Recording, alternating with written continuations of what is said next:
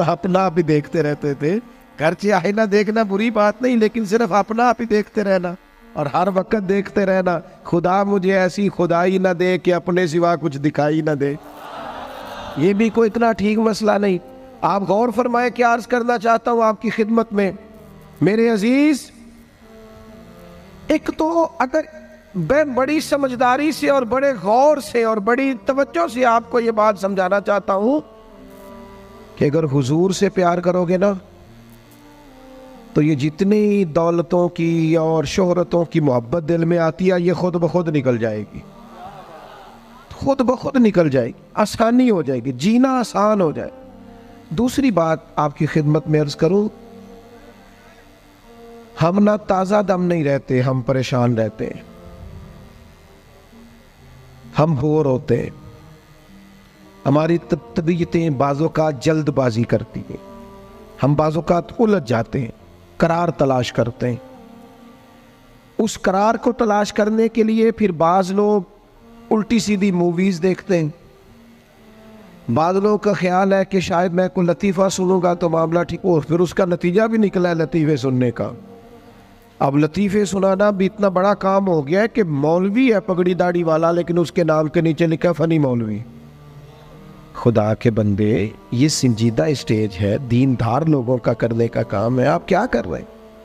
मौलवी भी फनी होता है, 6 मानादार, कि हमारा मिजाज था हर चीज शुगल मेला, हर चीज हंसना उलझना। मेरे अजीज, हम चूंकि सुकून चाहते थे, कुछ ने इधर उधर की मूवी देख ली, कुछ ने हंस लिया, कुछ सैर को चले गए, कुछ का ख्याल था खाने खा लेंगे तो सुकून आ जाएगा। याद रखना, इन चीज़ों में सुकून नहीं है, इनमें तो आप उलझते जाएंगे। मजीद तो सुकून कहाँ है, करार कहाँ है? आप कभी सहाबा की जिंदगियां देखें ना, हालात जिस तरह के भी थे ना, उनको जो सुकून मिलता था वो रुखे मुस्तफ़ा से मिलता था। उनकी तबीयत पूरी लग गई थी कि हुजूर अलैहिस्सलाम की जो यादें हैं वो दिल को ताज़ा करती। उनका ख्याल था कि बाहर अगर किसी चीज का नाम है तो वो जिक्र मुस्तफ़ा है, याद मुस्तफ़ा है और दीदार मुस्तफ़ा है। आला हजरत मुफ्ती हैं, फतवा देते हैं। आला हजरत मुफस्सिर कुरान है, कंजुल ईमान बजाते खुद एक तफसीर है, तर्जुमा ही तफसीरी है। आला हजरत मुहद्दिस हैं, वो जब अहादीस मुबारका का हवाला देते हैं तो यूँ लगता है कि जैसे बड़ी गहरी नज़र है इनकी, रावियान हदीस पर भी, उसूल पर भी, और हाफजा भी मजबूत है हिफ्ज़ हदीस के लिहाज, सारी चीज़ें उनके पास थी। लेकिन वो पता क्या कहते थे? कहते थे ये जो मेरा दिल चमकदार है ना, और ये जो मेरी तबीयत हल्की फुल्की है, उसकी वजह ये है कि उनकी महक ने दिल के गुंजे खिला दिए। ये मैं नहीं आपको तकरीर सुना रहा, मैं तो जज्बात का इजहार कर रहा हूं। उनकी महक ने दिल के गुंचे खिला दिए हैं। तो क्यों गुंचे खिला दिए? कहते मेरे नबी का कमाल ये है कि वो जिस राह चल दिए हैं कूचे बसा दिए। वो जिस राह भी चल दिए हैं कूचे, हुजूर पर थोड़ा गुजर जाए तो काम हो जाता है। करार, सुकून, सारे दुख मिट जाएंगे अगर दिल हुजूर से लगा लोगे, अगर मुहब्बतों का मरकज रसूल पाक को बना लोगे। आप देखें ओहद के मैदान के अंदर काफिर ने एक बड़ी अजीब साजिश की मुसलमानों को परेशान करने के लिए, और तक भाई आप लोगों की वजह से अगर इतने लोग तकलीफ में हैं तो आपको समझ जल्दी से बैठ जाए जी, जल्दी से जी, फैसला करने में इतनी देर, अल्लाह आपको सलामत रखे, बैठ जाए जी। अब आप खड़े हैं जनाब, आप भी बैठ जाए, अल्लाह आपको बरकत अता फरमाए। अच्छा, एक बंदा महफिल में खड़ा हो जाता है मोबाइल लेके, अल्लाह उन्हें समझना चाहिए कि बाकी सारे कुल भी हैं मोबाइल। खुदा के बंदे, आपकी वजह से इतने लोग पीछे अगर परेशान है तो आपको समझना चाहिए उस चीज़ को। अल्लाह ताला आप सबको हंसता और मुस्कुराता रखे। नबी पाक की ज़ात से जब आपकी कामिल वाबस्तगी हो जाएगी ना, तो हुजूर की ज़ाते वाला का प्यार, और प्यार लारो वाला नहीं होना चाहिए खाली जल से महफिल में और माइक हाथ में आया तो इश्क का दावा तगड़ा, खाली इस तरह नहीं, तन्हाई में भी तू रोए हुजूर की बारगाह। एक महफिल में मैं एक दफ़ा हाजिर था तो एक नात का बच्चा मेरे पास आया, कहने लगा जी मेरी सिफारिश कर दो, मैं भी हजूर दी बारगाह च हाज़री लवानी है। मैं क्या पुत्र तू घर जाके पढ़ लै, उत्थे भी हाज़री लग जाएगी कि 4000 बंदा चाहिए हाज़री लवाने लिए। हुजूर की बारगाह में तो जहाँ बैठ के भी पढ़े हाज़री लग जाती है। इसके लिए क्या साज संवर के मजलिस ही फ़कत हो तो हाज़री लगती है? ये भी आला हाज़री है, पर वो तो वल्लाह वो सुन लेंगे और फरियाद को पहुँचेंगे हम। बस इतना तो हो, कोई फरियाद करे दिल से, तू बात तो दिल से कर। आपकी जब कामिल वाबस्तगी हुजूर से हो जाएगी ना, तो ये गुर्बतों का डर, ये परेशानियां, ये आजमाइशें, एक जगह रोना नहीं रोया हजरत बिलाल ने कभी अपनी गरीबी का, एक जगह परेशान नहीं हुए कभी हजरत सलमान फारसी के मैं परदेसी हूँ, एक जगह भी कभी जनाब सुहैबी रोमी को तकलीफ नहीं हुई। क्यों भला?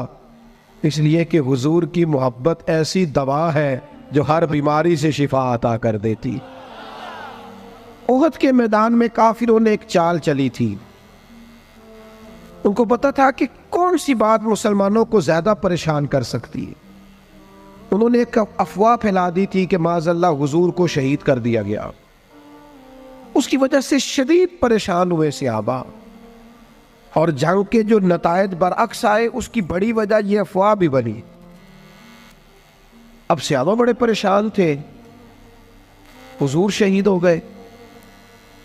कुछ लोग ना मैदान उहद से जब वापिस आ रहे थे ना, जंग खत्म होने के बाद, एक खातून जा रही थी मैदान जंग की जानिब। औरतें अपने मिजाज के लिहाज से कमज़ोर होती है कल्बी तौर पर, और बड़ी खूबसूरत बात लिखी है उलमा ने, कहते हैं औरत के दिल में दर्द ज़्यादा होता है ना, प्यार ज़्यादा होता है, और ये जो वो कमज़ोर वाक़या हुआ इसे ऐब ना समझो।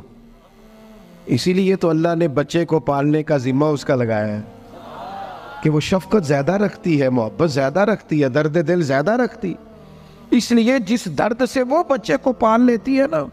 मेरा बेटा एक दिन घर में कुछ पका हुआ था, उसकी अम्मा कहने लगी खाना खाओ, कहता है मैं नहीं खाना।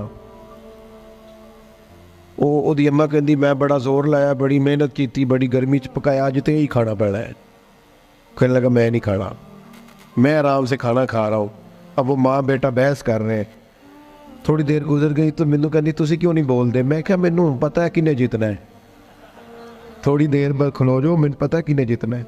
वो बच्चा उठ के अंदर चला गया, कहने लगा मैं नहीं खाता, तुसी खाओ।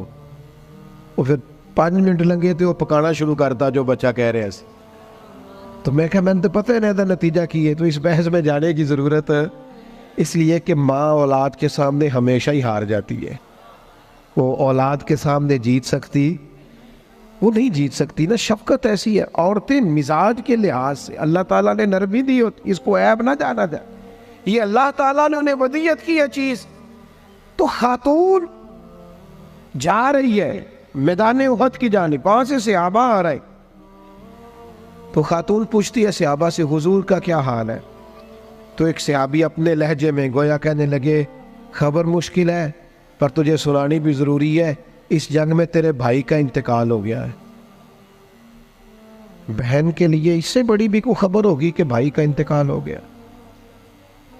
वो खातून ने ये खबर सुनी, इन्ना लिल्लाहि व इन्ना इलैहि राजिऊन पढ़ा, आगे गुजर गई। अगले सहाबी से जाके पूछती है हुजूर का क्या हाल है, और बेचैन है, दौड़ी जा रही। ये मेरी बात को समझे आप। किसी एक जगह जब आपकी मोहब्बत का गलबा होता है तो फिर बाज गम लगते ही नहीं। आपकी कैफियत ही और होती है जिंदगी गुजारने में। आगे बढ़ी, एक और सहाबी मिले, उनसे पूछती है हुजूर का क्या हाल है? तो कहने लगे मेरे पास तेरे लिए एक बड़ी सख्त खबर है, तेरे शौहर का इंतकाल हो गया। उसने थोड़ी देर के लिए खामोशी इख्तियार की, अल्लाह की रज़ा पे राज़ी रहने के कलिमात अदा की और आगे बढ़ी। एक और शख्स से सवाल, ये ज़रा सोचते जाना, ये खबरें अगर अचानक मिले, भाई चला गया है, बाप चला गया है, इसको सोचना, अपने ऊपर तारी करना, खुदा ना करे ऐसा हो। पर जब खबर मिले तो कैफियत क्या होती है।